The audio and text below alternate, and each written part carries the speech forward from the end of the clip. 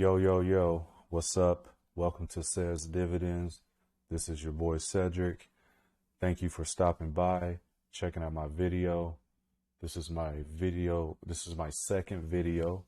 If this is your first time here, most likely it is. Please check out my first video where I introduced my portfolio. And this is video number 2. Just to recap who I am, I'm just a normal dude who's trying to create an income stream of $500 a month in dividends only through this particular portfolio. And I want you guys to go along on the ride with me. So let's get started.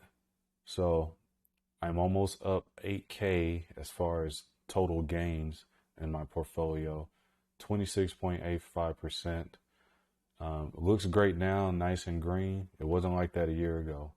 And what I plan on doing is, whether my portfolio is up or down, whether it looks good or look bad, I'm going to let you guys see it. So there's no, I'm just going to wait till it goes back up and then I'll do a video. Nope. I'm going to do one every week showing my portfolio. So this total consists of market gains and earned dividends. So 5320 is market gains, while 2615 is earned dividends throughout the life of this portfolio. Now, like I said, I made a video a week ago. So over these past 7 days, I dropped over $1,000 with a return of minus 1.66% with a market loss of 1,027. I did earn some dividends. I did earn $17.31 in dividends that I didn't have to work for. I did showcase some of my portfolio last week in the first video. I believe I showcased my energy sector, which is my biggest sector, and healthcare and possible utilities. But today I want to show you some of my banking, and maybe some of these look familiar to you if you have your own portfolio. The largest holding for me is Bank of Nova Scotia right now at 3,280. I'm up 70%, almost 71% over the lifetime of this stock equity in my portfolio. It pays me about 50 something bucks every quarter, and the goal was to get it to a point where it's paying me $100 every quarter. But instead of focusing on that, I want to, round out the portfolio even more here. Toronto Dominion Bank is a stock that I added that I will be investing in, and it's just sitting pretty right now, just waiting to get some capital deployed to it. I added Royal Bank of Canada maybe like a couple of weeks ago, and I'll be building that one out as well to kind of diversify and balance my financial or my banking sector. Communications, I only have 2 stocks. As you see here, overall, I'm down 250 with a rate of return of negative 3.45%. But as you can see here, I earned a lot of dividends. How did you earn so many dividends with only 2 stocks? Well, AT&T is my biggest holding, and it pays me about $104 every quarter. And Verizon pays me about $12 every quarter. I definitely will be building that one out, and I will possibly add another equity into that holding. And it's funny with AT&T, because AT&T is a perfect example of why I love dividend investing. Even though it's down, and it gets the shittiest news for some reason all the time. Like, I mean, it has HBO now, but like, it still doesn't matter. Like, they're always giving us shitty news, but it pays me a dividend every quarter, and it pays me over $100 every quarter. So I'm not mad at that at all. So as you can see, energy is my largest holding, followed by real estate and consumer and utilities down here at the bottom. And industrials is right above it, and healthcare is right above it. Those 3 sectors at the bottom, I definitely want to add capital to before the big boom happens. And the big boom to me is when the world gets back to normal, post COVID.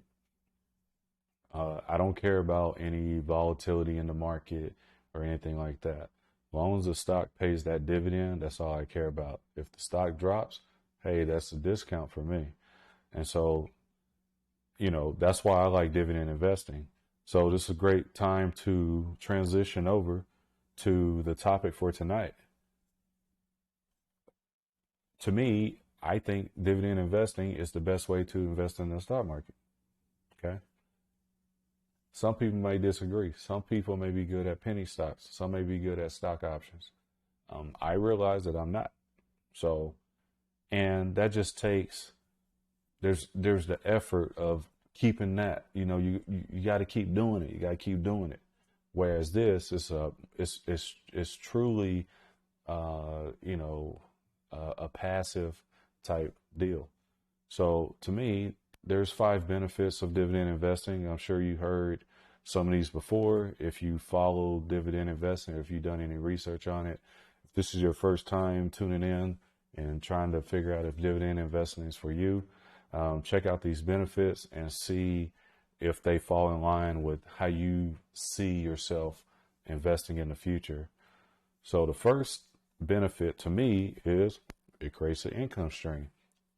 That stream is ongoing, okay? So that stream doesn't need you to keep buying and selling and buying and selling and selling and buying. What you do is buy the stock that one time. As long as you hold on to that stock, and that stock and that company is doing what it's supposed to be doing, which most do, if you pick the right ones, the Coca-Colas and the Johnson and Johnsons and those type of companies, they're not going anywhere, right? Clorox, companies like that.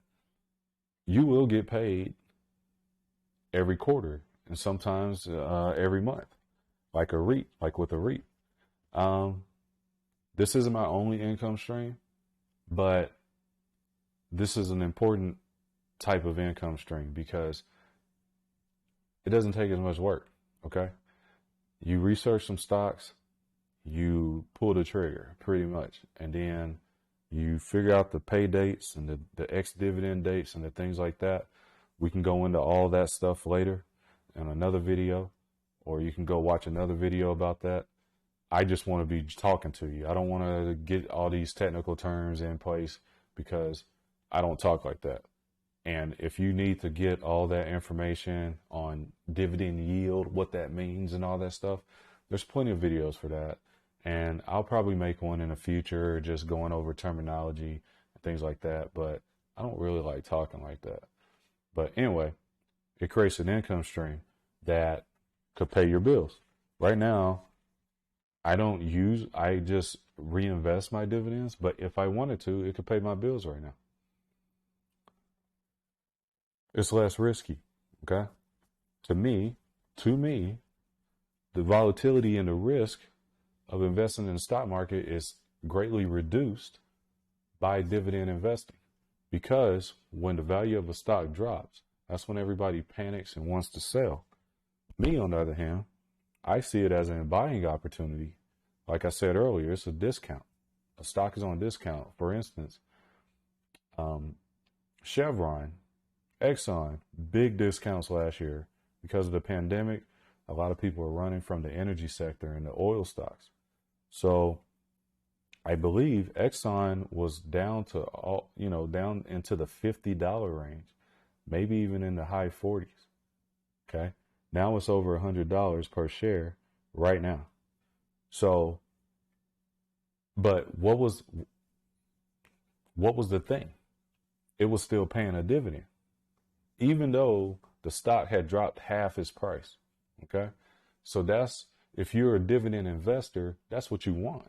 You want to buy stocks at great values that that's going to continue to pay dividends. I was not worried about Chevron.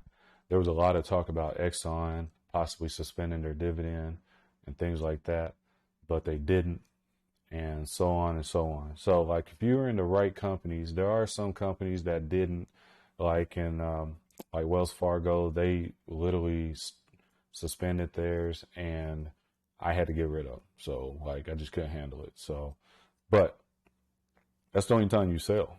You know, if there's a tax reason, and there was a tax reason also because I want to claim that loss at the end of the year, and I may get back into Wells Fargo. That's another story or topic for another day.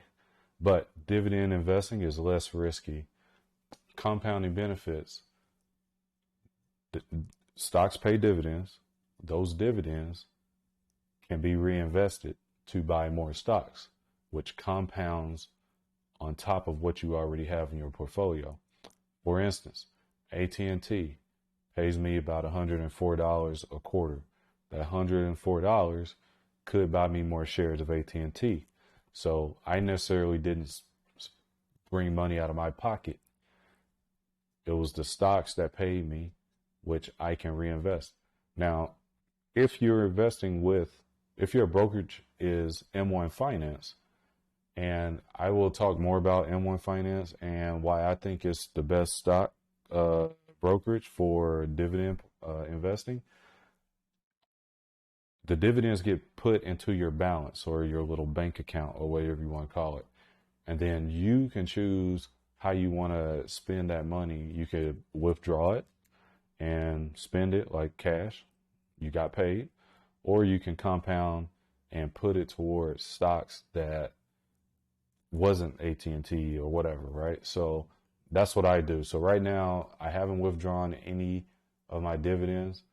I may take that AT&T $104 and I may buy shares of British Petroleum.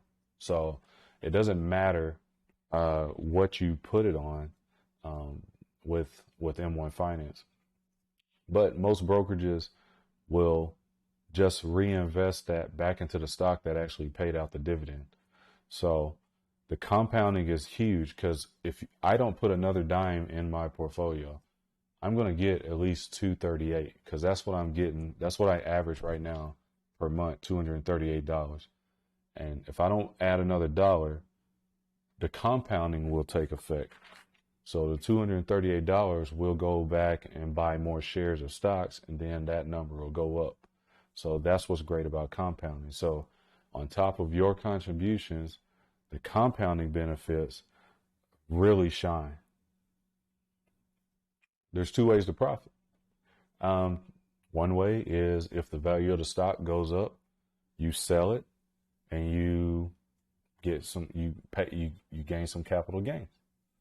For a dividend investor, or at least for me, I'm not selling any stocks. As you saw, there was a lot of green in my portfolio. There was a lot of stocks and a lot of equities that were up in valuation. Some people will sell it. I think that I need to stick to my guns and be the dividend investor that I was, which means that even when the stock is up, you don't sell. You don't sell the goose, okay? You keep buying and buying and buying more shares that's going to pay you and pay you and pay you. So that's one way of profiting. So there are people that do that. Now, if the stock goes up like 3 times what I paid for it, then you betcha, or 10 times, something, one of those too good to be true moments, I'll for sure sell that puppy. Now, when it goes back down, maybe I'll jump back into it, but I'm going to take that profit. The other way you profit is by the dividends. Like we looked at my communications section, $600 and something has been paid to me in dividends. So it's profit, So you can't beat it because you got two ways. Penny stocks, you got to wait till it goes up, then you got to sell it. That's one way. Options, you have a couple ways there, but there's a lot of things that need to line up, like the strike price, and if you have the actual capital to exercise the option, things like that. There is a lot of money to be made in other ways of investing in the market. I'm just going to miss out on them. I'm not investing in Amazon because Amazon doesn't pay a dividend. Apple barely made the cut just because they actually pay a dividend. It's small, but they pay one. So, and they're Apple. So it's kind of like, okay, well, I got to make sure to get some of those. So, but those are the two ways that you can profit with dividend investing. And number 5, low maintenance. Like I said earlier, it's kind of automatic. Once you get your portfolio set up, like in my case, I have about 39, 38 stocks in my portfolio. I'm looking to get to about 42 to 45. Those stocks, so the 5 to 7 stocks that I'm looking to get are just fillers. There's some dead zones, some dead spots in my portfolio that don't pay a dividend. So I want to fill in that dead spot with a stock that's of a great price, a great value stock that pays a dividend, who has like an Intel. Intel's one that I'm looking to start a position on. Once you get that going, it's just a matter of, okay, balancing things out, and okay, well, let's, like I haven't put any money towards AT&T in a long time because I feel like I'm good there. So I need to kind of balance things out and spread the wealth a little bit. I have 3 groups. So I have an A group, a B group, and a C group. A group pays in January, B in February, C in March. My C group is a little lower than my A and B group. So I'm looking to add more capital to the stocks that are in the C group to bring up the dividends to even it out a little more. But overall, I'm getting $238 a month when you average it all out. That's the maintenance part. I'm not looking at my portfolio every day. I'm not emotionally getting driven crazy every day.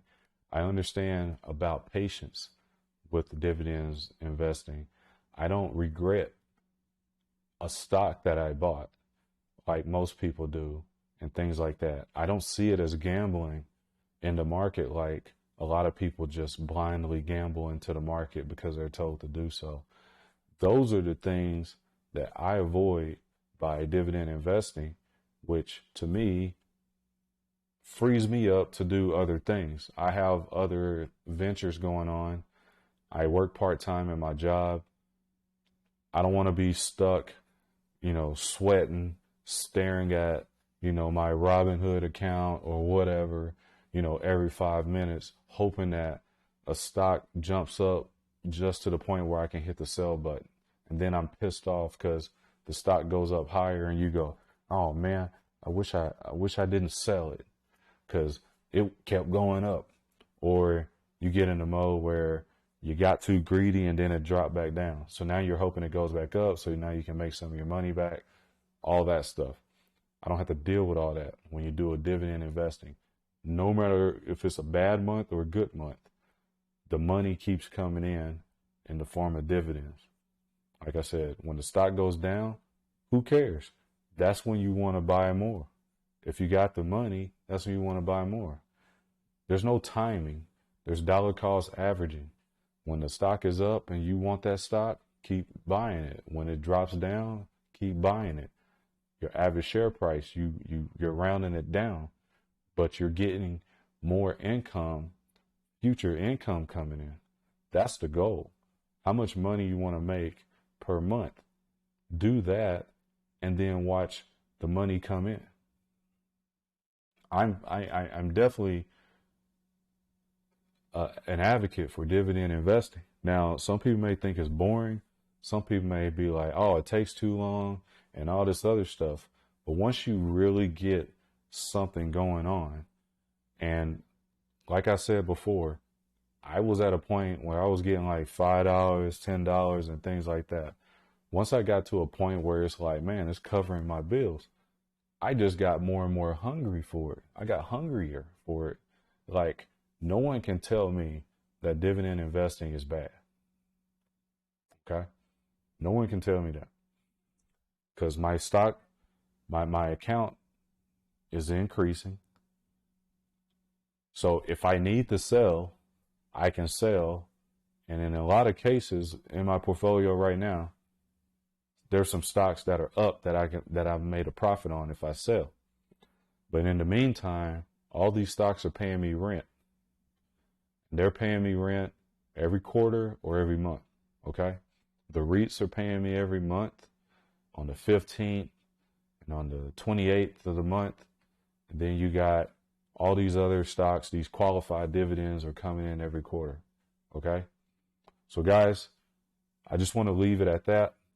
Thank you guys for watching my channel. Please watch video number 1 if you didn't get a chance to watch it. Tell me how I'm doing. I don't know what I'm doing. I'm just putting myself out there, guys. This is my second video. I promise you I'll get better as time goes on. I'm just working out. I'm trying to figure out what's the best microphone. How do I want to go about doing this?